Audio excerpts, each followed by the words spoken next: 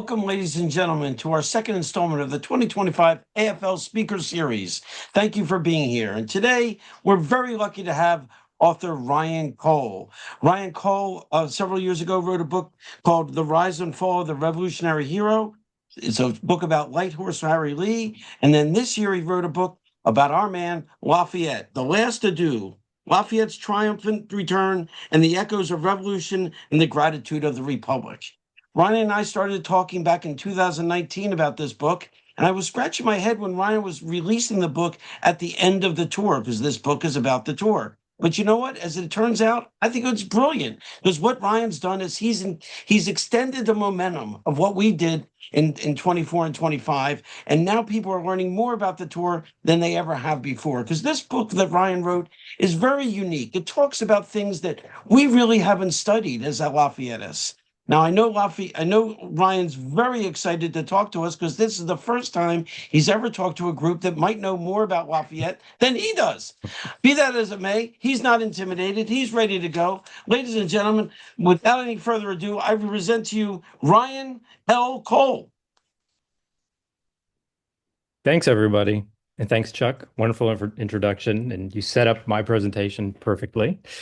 Um, I want to start by saying that since my book has been published, I have been to a number of places doing presentations and giving talks. And um, I'm always amazed by the level of interest in this story. And some of these places, I've just used the last talk I gave was in Marietta, Ohio, which is a very special place. If you're ever there, visit the Campus Martius Museum. And Aaron Augustine is a wonderful person, great advocate for that part of the country. But I was there, and it dawned on me that Lafayette was there for about an hour during his western leg of the tour. And here we were 200 years later talking about him still.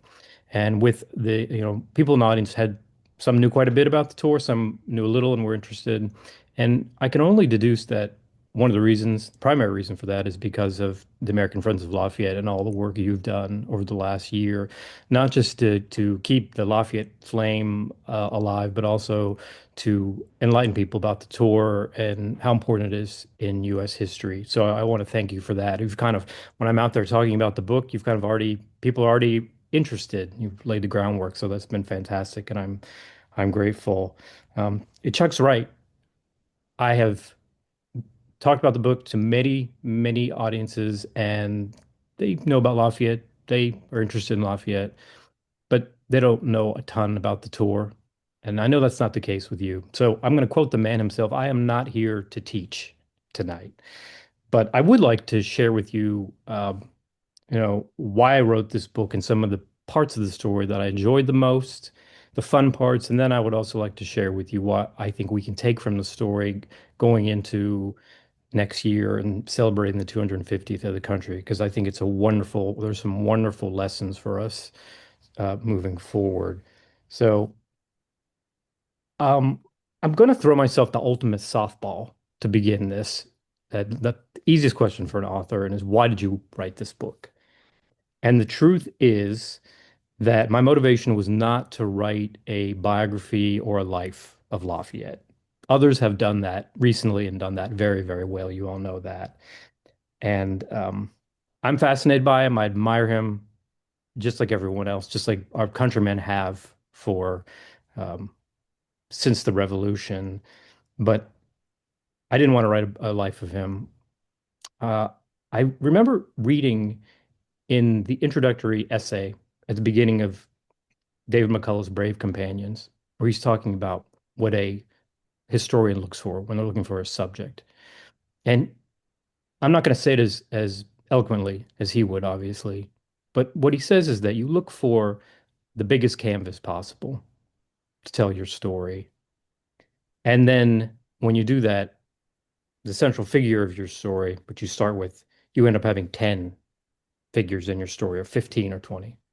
And Lafayette's return to America in 1824 to me was the most vast canvas that I could imagine and allowed me to tell not just Lafayette's story and the story of America as it neared 50, but it allowed me to tell so many other stories that of the characters that populate my book. So this is a book about Lafayette, but it's also in its way, he's the star, but there's many, many side characters. Francis Wright, the Scottish reformer, the author and protege of Lafayette, who came to America, didn't follow Lafayette. I see people say that. I think that's a woman who didn't follow anyone, actually. Edward Coles, governor of Illinois, who Lafayette meets in St. Louis and goes to Illinois with, who left Virginia, freed his slaves on the Ohio, went west to try and reconcile the values of the Revolution with his what he had been taught living growing up amongst Jefferson, Madison, Monroe, trying to reconcile the values he learned from them to the reality that he faced coming from a family of slave owners. It's also the story of the Creek Indians and the McIntosh family. Obviously, Lafayette interacts with in Georgia and Alabama. I could go on and on. It's a story of places, it's a story of steamboats, it's a story of a pair of pistols. There's so many elements to this story. And I really relish the opportunity to try and fit them all into the book. And I know there's parts of the story that didn't probably get as much coverage as they deserve, but you're dealing with constraints of publishers and pages. But it's like McCullough said, it's the most wonderful canvas I can imagine having for a story. And I was just when I was in Marietta, I went after giving a talk to the Mound Cemetery, which has the greatest number of Continental officers buried in its soil of any cemetery in the country. I mean, you all know obviously that Marietta was founded by Revolutionary veterans. And I was going to go visit Rufus Putnam's grave and many of the other Revolutionary veterans. And I stopped and I went to the grave of Willis Hall, who was the captain of the steamboat Mechanic, which, as you know, crashed or sank on the Ohio between Indiana and Kentucky. And I thought about it, forgotten to history mostly, but for a period of time when he was piloting that steamboat, one of the most important people in the country, carrying the nation's guest, and then after the crash, was in the newspapers, was a celebrity, and for just a few moments, and there I was standing in front of his grave, and it reminded me of how many characters there are in this story, and what an incredibly fascinating glimpse of American history at a pivotal time in our country. So I think there are very powerful civic lessons we can draw from Lafayette's return, but I can't not talk a little bit about the pageantry.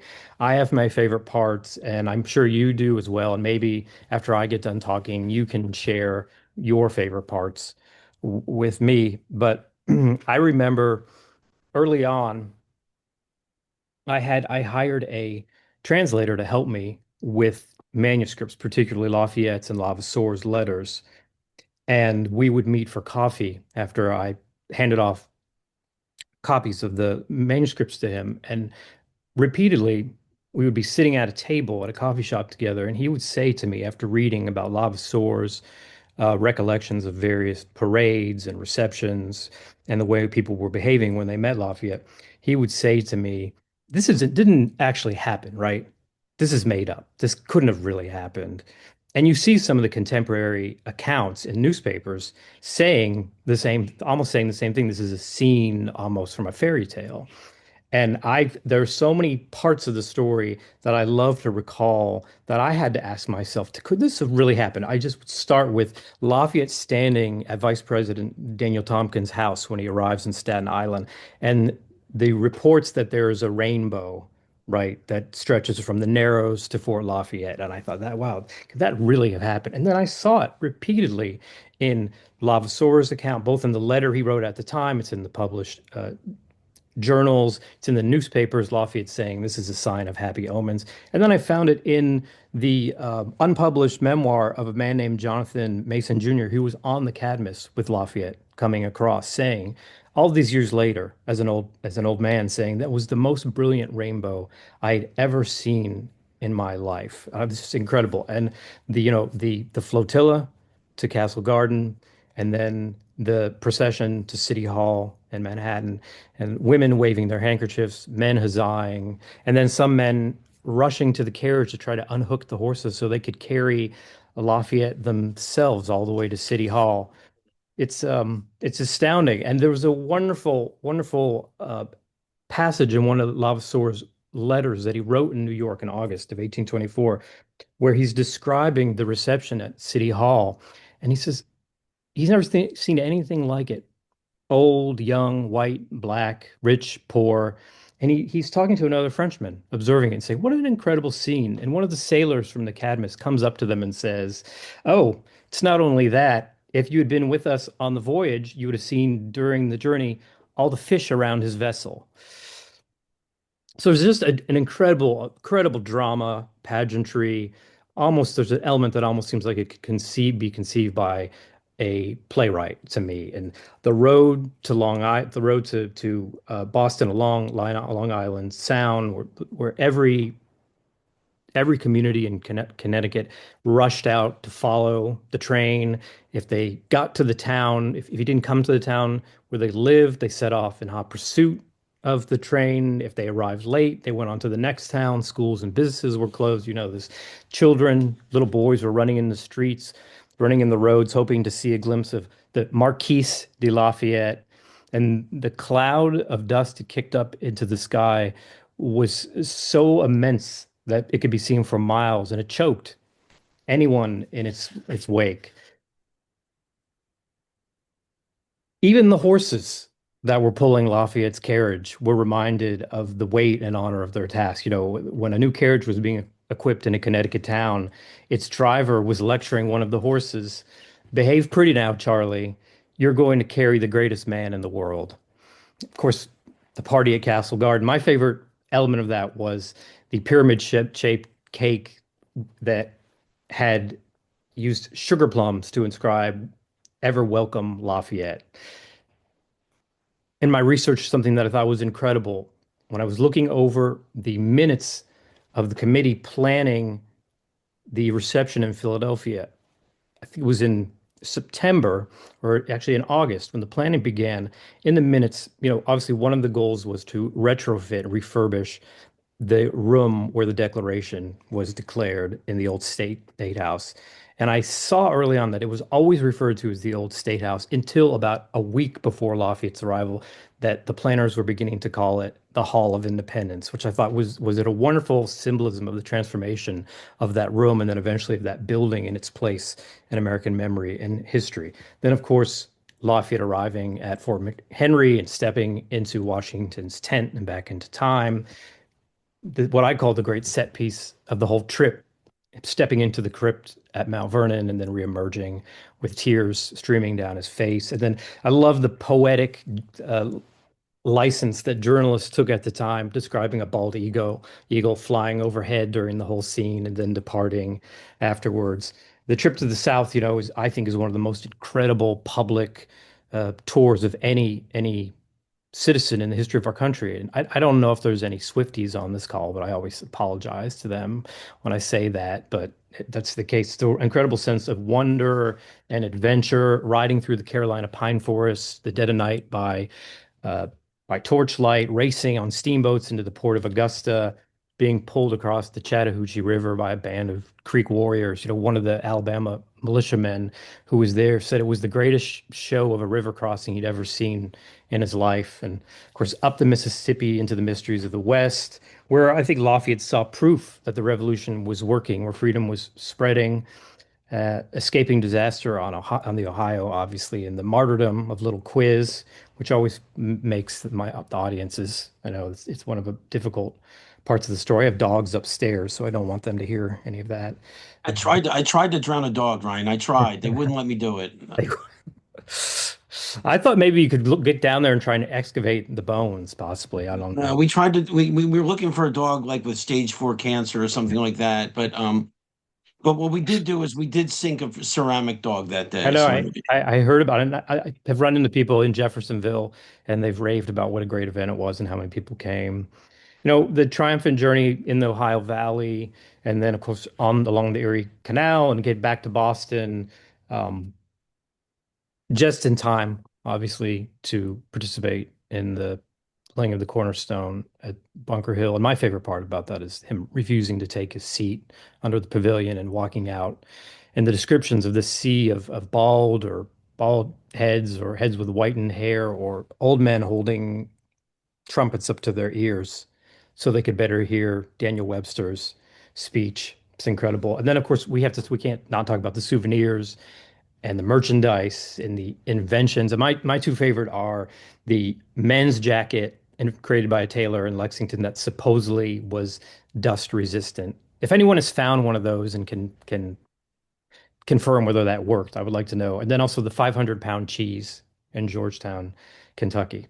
So these are all really fun stories, and I'm sure you have your own. You've relived a lot of the story in my book. So I'd love to hear from you. But here's what I really want to say, and Chuck teed it up perfectly. I think that obviously the bicentennial is passed. My book came out about a week after the bicentennial, but I think that the story in it is really important. It can help us fashion our celebration for the 250th of the Declaration and the Revolution.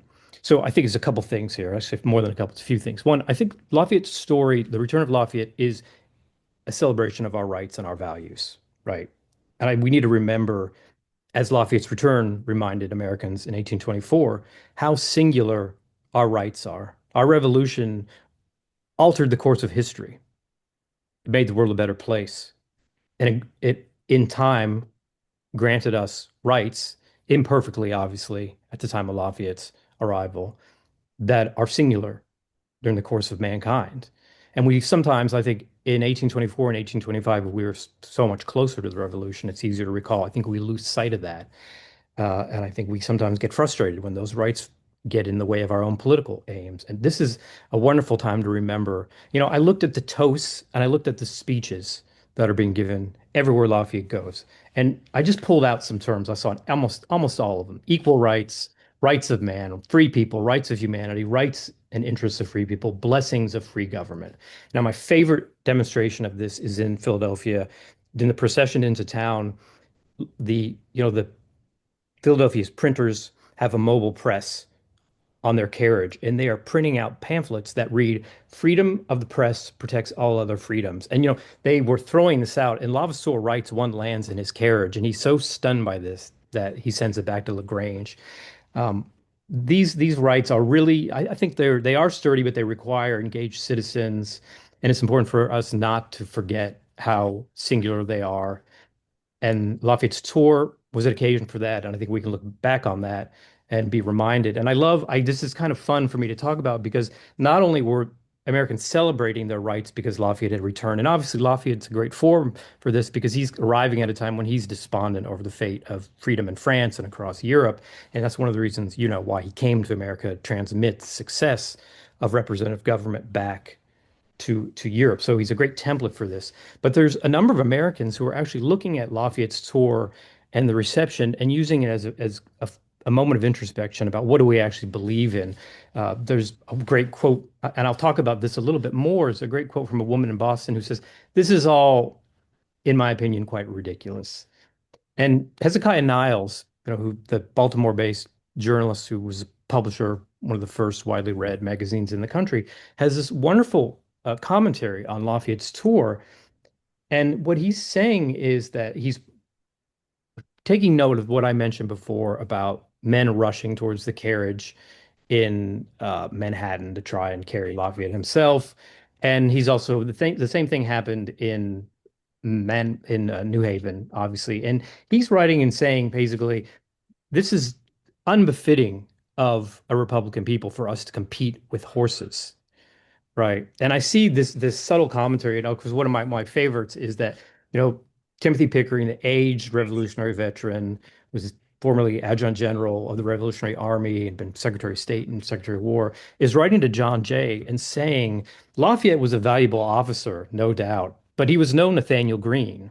And what would Nathaniel Greene say? He was never afforded anything like this. And he then says, this is idolatry. And this is something that belongs in another century, in another country, and not in America. So I was fascinated to see how some Americans were wrestling with all the pageantry, with all the celebration of one person. Don't forget, this is a country that had fought a war to decouple itself from a king.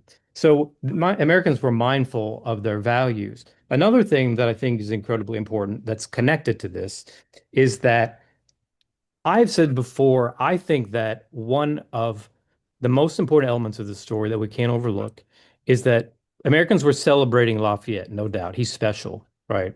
He's unique and his story is unique. But they were also celebrating all the other old veterans of the Revolution who were reappearing wherever Lafayette was. And I always say, let's be mindful of the clock here, of the emptying of the hourglass, that this generation was passing. It's obviously symbolized by the presidential election in 1824. The revolutionary generation was passing, and a second generation of Americans would lead the country into the future. And you look in the newspapers at the time, over and over again, when a veteran of the revolution has passed, the headline is another hero gone. So Americans were mindful that the revolutionary generation was passing. And I think that the reappearance of all these old men, and I know a lot of you have read the stories in the newspapers and letters written about the time during the time of an old man just stepping forward and simply saying Brandywine or Yorktown to Lafayette, or an old man limping out of the crowd that separates as he makes his way to grab Lafayette's hand. And in so many cases, Lafayette remembering, right? Actually, the one of the moments where I said, I want to write this book is when I read about John Hagee, John Hagar, spelled different accounts, who supposedly walked from Alabama to Nashville to see Lafayette. And his pension application has some eyewitness accounts that it really happened, that it really came from Alabama. And I thought, this incredibly stunning story. But the story is about Lafayette, but it's also about those veterans. So that should remind us to revere our veterans, to honor their sacrifices, the sacrifices of their families. You know, this was a time for building monuments, in Camden to DeKalb, Savannah to Pulaski and Greene, to their memory, so they would serve an example. I always like to say, like the monument at Bunker Hill, these were columns or obelisks that pointed in the sky, but they're actually bridges between generations for us to remember their example and their sacrifices. And that should be a part of our celebration, no doubt about it. And again, it's interesting to me because you see the same dynamic at play in terms of the values that I mentioned, is that there were many Americans, well, not many is an exaggeration, but there were Americans who were mindful of the fact that there were many veterans who didn't have pensions at the time. So when Congress is deliberating whether or not to give Lafayette $200,000 in December of 1824 or a township of land, you see a couple congressmen, mostly from Ohio, objecting. All right. James Gasley, who was a representative from Cincinnati, who served one term, was one of the most vocal. And they make the case, in 1818, pensions were made more widely available. But veterans had to prove they were hardship cases, and the law was reformed 2 years later. Many were pushed off the rolls or weren't eligible.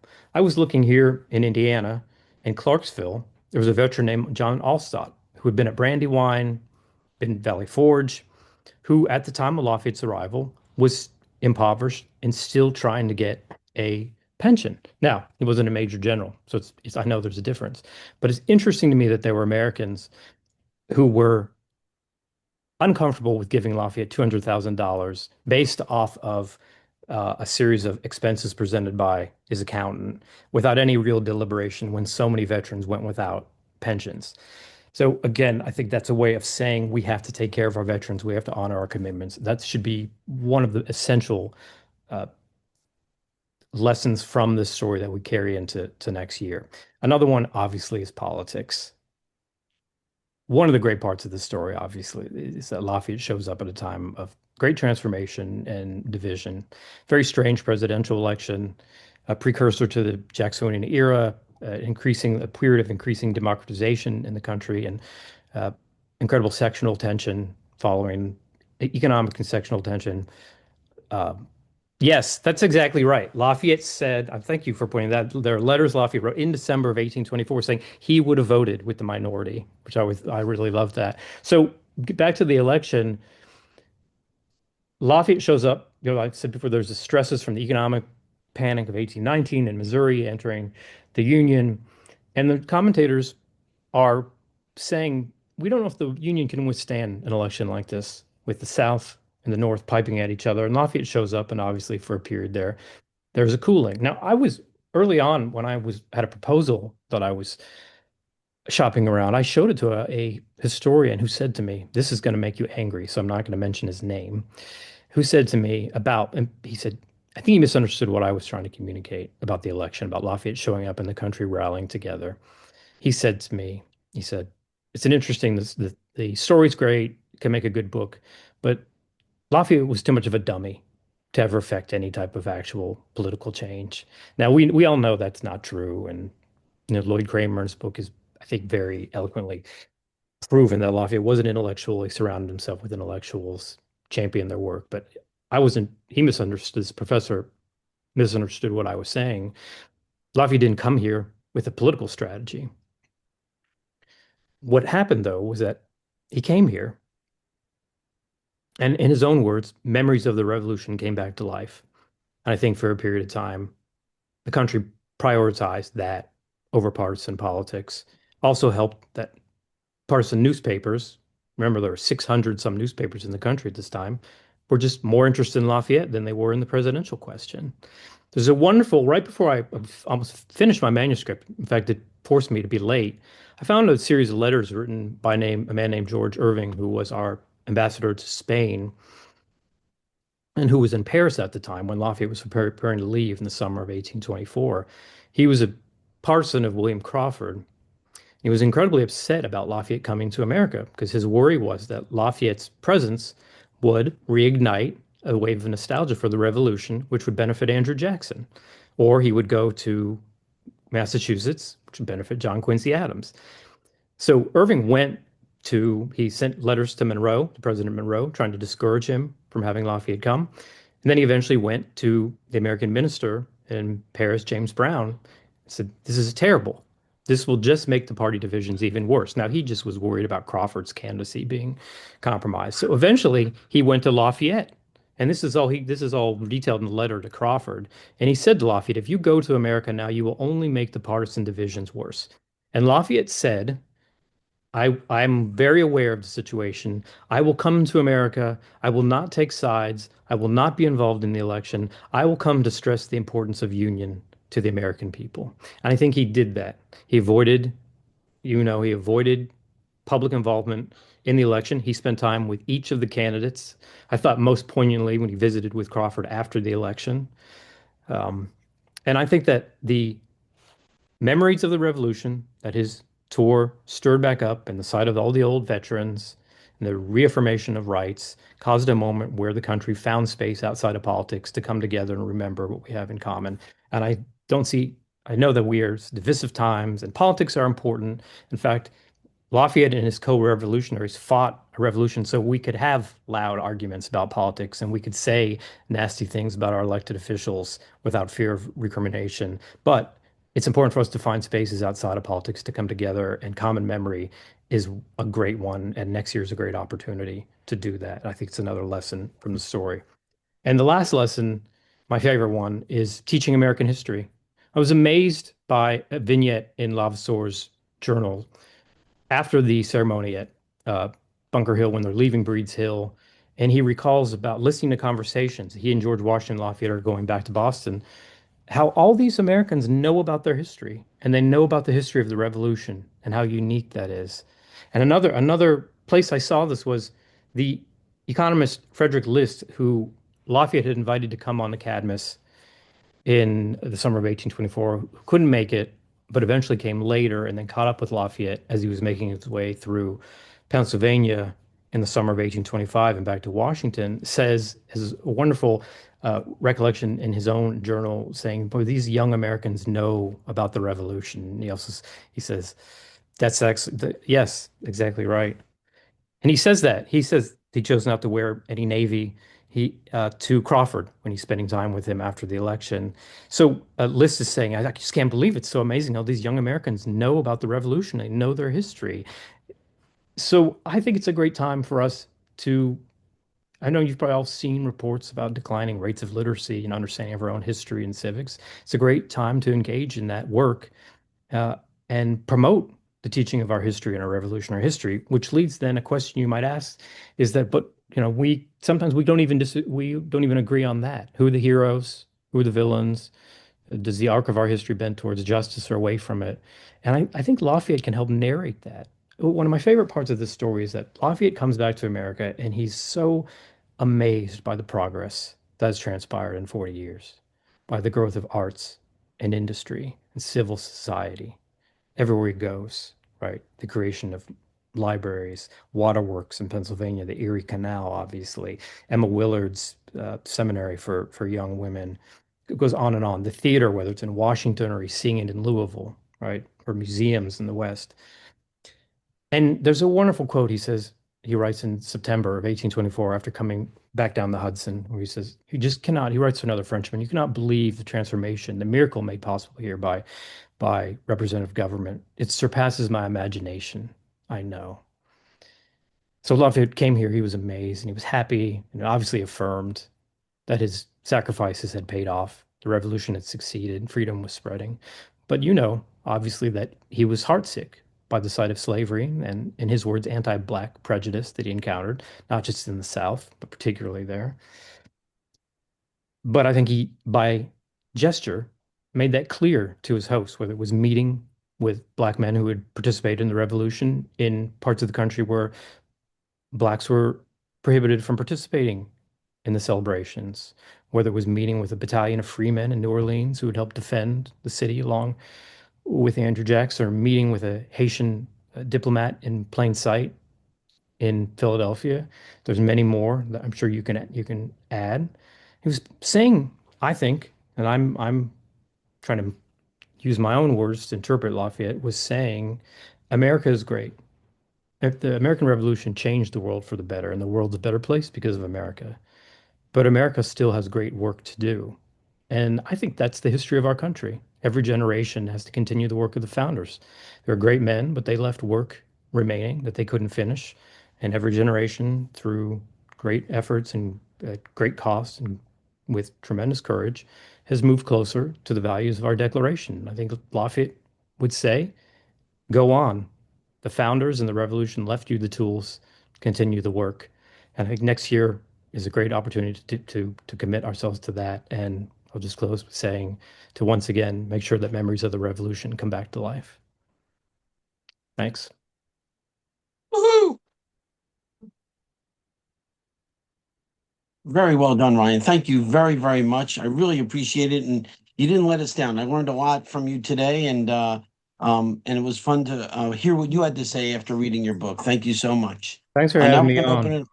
Now we're going to open it up. Bonnie, you want to take over for me, please? Sure, I can take over for you. Who has questions? Yes, so how we could do this is, folks, you can in the Zoom, there's a little reactions icon. I'm going to hover my little pointer, and in the reactions icon, there's a little or a raise hand. So you can click that little heart or smiley face or whatever it looks like, and it looks like a raise hand, if everybody Here, I'm can going to see do it that. right now. I'm going to raise my hand And so if you you can. can't see that raise hand, you can type in the chat, hey, I got a question. So I'm going to take Chuck's hand down. And Tim, I'm going to unmute you, I think. There you go. Go ahead, Tim. Okay, can you hear me? Yeah, perfectly. Tim from Good. Vermont, I believe. Yep. Ryan, I'm from Vermont. I really enjoyed your book. I got a copy from the Historical Society, and I loved how you set up, first of all, the election stuff early on, but then all through the narrative, I'm very interested in because I didn't know anything about the Wright sisters, and you talk a lot about them. And after having researched them for so long, how did you feel about them? Have they been too ignored in the United States? Frances in particular, but should she have a greater spot in our history for the actual doing the work on the ground as unsuccessful, but it was so early on and it was really important work. Yeah, well, thanks for the question. Thanks for reading the book. I love Vermont. I bet it's cold there right now, though. Yeah, it is. No, Yeah. nobody loves Vermont more than Tim, though. Yeah. Well, I've forgiven you because you gave us about one sentence in the book, but that's about what Levasseur did too, so that's okay. I know. Are you a Calvin Coolidge fan by any chance? Absolutely Oh, not. no, you're not. Okay. No. Um, Was I've been to the homestead up there. I was thinking. It's very nice though. I Yeah, yeah, do it's like beautiful. that. Great. It's just a wonderful question. I think, yeah, I think you're right. There's been some really good. I don't think that there's been a recent one. There's been some fantastic couple really good biographies I've heard, but I don't think since the late 70s or early 80s. There was a woman actually here in Bloomington, Indiana, where I live, who did a podcast on her last year. I haven't had a chance to meet her yet, but the answer to the question is yeah, I think so. I think she was, yeah, you call her a feminist, but I don't. The term wasn't at use at the time. I don't, wasn't widely used. So it just that's kind of interesting way to make the point of the incredible groundbreaking nature of her work. And I thought one fascinating part about her element of the story was that uh, yes, absolutely, yes, that she. I mean, if you read the book, the kind of the way I narrated it was that she came here and then very quickly became disillusioned with the whole all the spectacle and parade because she encountered slavery Right. in Virginia, in Norfolk, I think it is. And then she sets off on her own. She has her own tour. I mean, you could write a book about her own tour, separate from Lafayette, and spin it out across past the story that I tell that goes past her life, way past where I ended here. So yeah, I think she's ripe for her own biography, and I think because of, um, I think being an incredible amount of interest in her, someone would take on that project. Yeah, absolutely. Fascinating character. I think I've always said she's full of incredibly noble ideas that were incredibly groundbreaking for the time, but she was her own worst enemy, it seemed to me, that she embraced the work of doing them with such self-righteousness and an inability to collaborate or compromise Right. that it was her undoing, um, ultimately. Hmm. Should we read John's question, Bonnie? Sure. Was he not also disappointed that his Native American friends weren't able to participate in his tour? Yeah, absolutely. I know what I was. I saw through Lavasseur more expressing that. In terms of like actually being able to quantify that with uh, what Lafayette was thinking and said in manuscripts. I didn't see a lot of that, but I saw a lot of it in Lavasseur. It's in the published diary, but there was a great amount. There's a series of letters he wrote back to George Washington Lafayette's wife at LaGrange, um, and Lavasor was just incredibly stunned by the treatment. And we're talking very in particular. There's several moments, and I'm not gonna be able to remember them all off the top of my head. But one is when they go to New Hampshire early on, when they're in Boston and go up to Portsmouth, right? And a group of Indians comes to see them, and it's the first time Lavasor, like so much of the story, it's interesting because Lavasor had never been to America before, right? And Lafayette and George Washington Lafayette had. So what they're seeing isn't all entirely new, but it's all new for Lavasor. It's one of the reasons why I think his published journal is so fascinating, his observations. And it's the first time he's seen Indians, and he's writing about how he has this image in his mind of what they'll look like, and what the reality is how sad it is what he's seeing. And he's saying, I don't think this is in the published journal. This is one of the letters, and he's saying these people are not long for this world, and they don't. What I'm seeing, it doesn't comport at all with what I had expected in a incredibly tragic, sad way. He's saying that, and the most eloquent and the most vivid is the way he's reacting to what they're seeing in Alabama, where they're going through Creek country, and the manipulation of Creek Indians by white settlers in particular. It's in the published journal, but he has this scene where a Creek goes into a shop to buy a bottle of liquor and puts his money down, and the merchant says, "I'll get to you in a second." And 15 minutes later, he hasn't given him the bottle. And the man says, where, I gave you my money. And he's like, "You didn't give me any money." And he says, "I gave you my money." And he jumps over the counter and he throws him out of the store. And Lavasor is saying, oh, the quote he writes back to Lagrange. He says, "If only you knew these poor Indians." So I think the quote to answer your question is yes, but I saw it articulated the most through Lavasor's letters, that anger about the way that Native populations were being treated and being, um, they did participate in Alabama. In fact, what's interesting is I was seeing some letters from the Alabama governor, and some of the militia there were actually angry because they were upset that the Creek were outdoing them in the way that they were receiving Lafayette. Because there was this Didn't they great didn't scene they carry him across the carried Chattahoochee? across the Chattahoochee, and Yeah. there's a letter. It's in one of these things where I can't remember the name of militiamen writing to the governor of Alabama saying, we can't let these Indians, you know, actually outdo us in their reception of Lafayette, which also gets to a larger point in the story, that the competition between places about who's going to put on a better reception or party for Lafayette. So the answer to the question is yes, but like I said, I think you'll get the most vivid uh, articulation of that Lavasseur's letters and in the journal. Righty. There was a question about Crawford that I saw. Yeah, the letter. Yeah, am I on? I'll Okay. read it. When was the letter? What was the letter you referred to, Crawford, of Lafayette's saying before he came he would not interfere with the election? The letters in the William Crawford papers in the Library of Congress, there's two or three in particular that I quote in my book. It's the summer. I don't remember the date. It's the summer of 1824. And there's actually three. I think there's one where George Irving is talking to writes a letter to Monroe, who he's actually said some very snide things about in his correspondence with Crawford, saying, he's just a relic of the Revolution. But there's two letters. There's one in particular where Crawford obviously uh, was a busybody. I mean, not Crawford. Irving was a busybody and was a hothead, and he was upset about Lafayette coming. And he's articulating to Crawford. He's saying to Crawford, I think it's quoted in length in the book.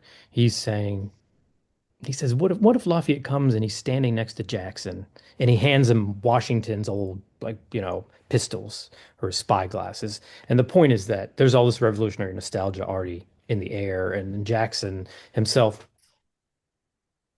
technically not of the revolutionary generation, but participated in the defense of the Waxhaws and was the Battle of Stonewall Ferry. So he had this his supporters said, "Oh, he's of the revolution." So they're upset about the idea that Lafayette's going to come here and it's going to create this incredible nostalgia for the revolution, and it's going to hurt Crawford. And he recounts then in a subsequent letter, he says to Crawford, "I talked to Lafayette." It's really quite funny. He said, I talked to Lafayette. I made this point to him that you're just going to make things worse. And Lafayette says, I read this and I was just stunned when I read this, actually. Lafayette says, oh, I get it, but I'm not going to get involved. The point of my trip is going to be to remind the nation, the American people of union and the importance of union. And Irving says afterwards to Crawford, he says doesn't know what he's talking about. And no good is going to come from his trip. That's almost verbatim. He says, no good can come from his visiting America. But it's in the Crawford papers. You can get them at the Library of Congress. You can look at them in full. Okay, I think we have any other questions? Anybody have any questions raising hands for Ryan? I'm looking. Oh, Tim, you have another one? Bonnie, would you unmute Tim, I'm please? scrolling. Oh, I don't see that. Oh, I see what's on. Go ahead. Ryan, I wonder Yeah. if can we get your contact information? You mentioned there was another guy named John Edgar who had a Vermont connection in there, so I don't want to go into it here, but there was a couple things in the books I'd like to just point out and maybe get your email and talk to you about it. Yeah, I'll get We're you that. interested in I'll Vermont. get We you don't that. know about this. So, Tim, yeah. I'll connect you. I promise. Thank Okay. you. Yeah, I By think the way, for Lafayette those, did break away. He broke away a couple of times to meet with the Native Americans, especially when he saw that, or Oneida or whatnot, when he saw they weren't able to participate. So there's a couple chats there about him meeting with Red Jacket. yeah. There's a great story that I'm trying to remember. He meets with Red Jacket on the way back, on the way east to, on the way back to Boston, and Lavaseur says, he said, "Do you remember me?" Right, and Lafayette, there's this moment where they remember each other, and Red Jacket says, how do you look so young after all these years?" And Lavaseur writes, and he's making a point about Lafayette's toupee. He's saying, obviously, he says the Indians don't understand. Can't remember how he says it. The Indians don't understand the secrets of remaining young. Our president alum has a comment. There was a trunk full of Lafayette's letters to Frances Wright that Teresa Wolfson used for her biography of Wright back in 1939. Oh, nice. But it was lost, and all we have are Wolfson notes that were recently transferred to the Olin Library in Cornell. So it would be very difficult to do a biography of Wright with a full representation of Lafayette. Ooh, sounds like a challenge. Sounds like a That's our yeah. president She's a great emeritus, character. Robert Kraut. We still have more Adrian to do, I think, but um, yeah. So for those of you who are wondering, $200,000 in today's dollars is almost $6 million. So in 1824, $200,000 in today's money would be $6 million. So I want to make sure that resonates and helps you put things in perspective. But how Lloyd? much did Lafayette spend during? And I'll get to Lloyd's question in just a second. But how much did Lafayette donate or spend, either in kind or cash, to the cause during the Oh, revolution? I agree 100%. Yeah, 100, you're 100% right. I think I think the United States made out there. We have Lloyd Kramer coming on board.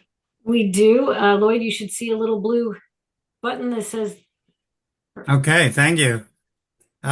Thanks for this book and thanks for your careful research. And I'm interested in how you think your work might challenge or confirm the classical French historiographical view of Lafayette as naive or lacking good judgment or simplistic or in other words, if you look at that tour, Mhm. does it pose a challenge for the dominant French historical narrative of Lafayette, or does it confirm some part of the French perspective?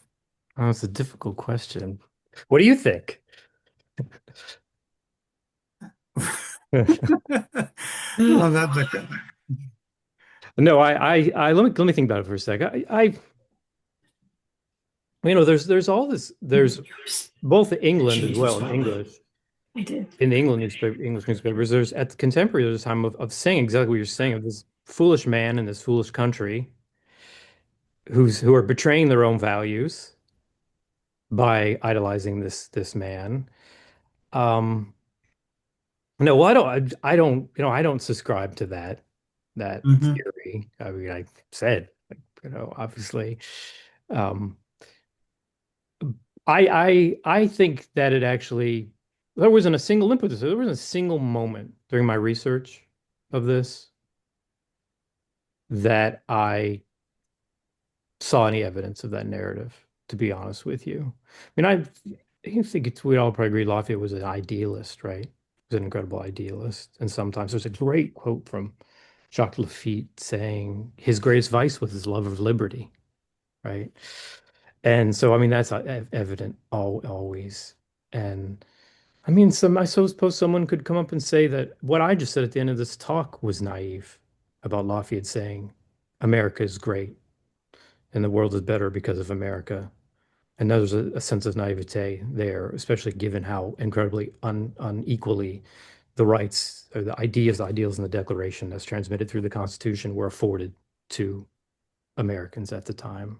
Right. mhm, But I don't think so. I mean, maybe that shows my own biases, but I didn't see any of it. Only I saw an idealist, a grand idealist who deeply loved America. And my friend Elizabeth Reese, who you all know, one of my favorite things she has said to me was, he was America's golden retriever. And I did see that. I did see that. I did see that, but I didn't see any evidence, and I believe very much that he was. This isn't, this isn't my original way of thinking, but that he was very much was uh, a ally of intellectuals, a great champion of intellectuals, surrounded himself with intellectuals, writers and thinkers and musicians, right? mhm. So, and I saw some of that. You see some of that in action in during the tour. And I have so many interesting things about little things that I recall now about. I don't know if this is I'm getting too far from your question, but the shipwreck on the Ohio, he loses a trunk of letters, right? And the letter he's most upset about, lose the carriage, his dog dies, he loses his hat, right? But he loses this trunk of letters, and there's a letter from a Spanish refugee who's he wants to meet in Mm, America during the tour. And he loses the letter, so he can't be with them. It's the thing he's most upset about.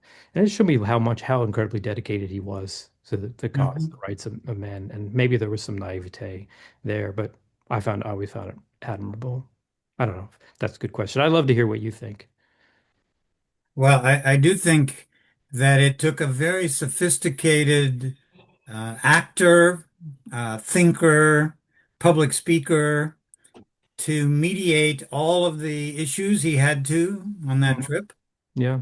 and to affirm American identity without simply um, letting go of the values he also cared about, which you mentioned, the abolition of slavery, the treatment of Native Americans, the Yeah. importance of democratic institutions to sustain national unity. Yeah. I And think that's, I think that was a complicated process, and I think it is an argument that probably could be used to challenge the French narrative, which probably has never looked at the tour in the way you did. You know, the tour isn't important to French historians. yeah, right. That's great. It's wonderfully said. Just the whole act of completing the tour, of going on the tour, of going to each place, of recognizing, or at least pretending to recognize old veterans, of sitting through the speeches, of responding to the speeches, of knowing what to say. It was this Vincent Nolte, this financier who helped get Lafayette pay his debts and get to America in the summer of 1824, wrote in his memoir that he asked Lafayette how he got through all the speeches, right? He said he had to endure, I don't know, someone could probably count, right? I mean, hundreds of speeches, and some of them weren't so great. When you read about, when you actually dig into some are great, like, but some are not so great. And he said, how do you do it? And Lafayette said, I listen and listen, and then I hear something that I'm interested in, and then I stop listening. And then I know what I'm going to respond. So the whole act, I like what kind of what you were saying there, is the whole act of doing this tour and undertaking this tour and affirming American rights and just the performance, and the gestures requires an incredible amount of sophistication and intelligence. I think it's wonderfully said. Thank you for the Thank, question. I'm honored. thank, thank you for your book and your response. Mhm. Thank you. Thank you both. Okay, Bonnie, One any second. hands raised? I don't see any. You should Go ahead, unspotlight. folks. You should I'm unspotlight Lloyd here. I'm working All right, on I've it. got one from somebody here. Let me see. Is this a question?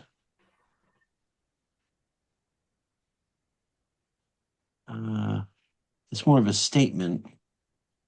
November 24th, 1824, Lafayette at his quarters, the Franklin Hotel, meets native Choctaw Indian chief Pushamata and other natives. Yeah. And then he met more on December 24th in Washington, D.C. So this person's indicating that there are instances, obviously, where Lafayette did have time to meet with the Native Americans. Thank you for that. There was a contrast with his negotiating with General Jackson and what he did as president. But yeah, I That's the don't think. question.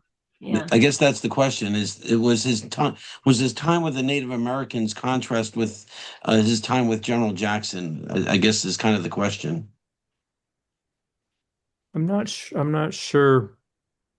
Well, and then I guess, and this is after the tour. I guess this question is also asking, what did Lafayette feel about Jackson as president? But I'm not sure that's something that's relevant for this call right now. Mhm. Yeah. Any other questions, folks? All right. Well, I want everybody to please buy Ryan's book because Ryan has promised to become a member of the American Friends of Lafayette. So that's very important to me and to us. And I'm honored that he's going to become a member. And you can get The Last Adieu on Amazon. And thank you very much for holding that up, Tim. Everybody see Tim's? Will you spotlight Tim for me, Bonnie? Yep, sure. I have to scroll. Sorry, I'm slow. Let's talk about our upcoming programs. On the 16th of December, we have Mike Teddy coming. Tim, hold up the book for us.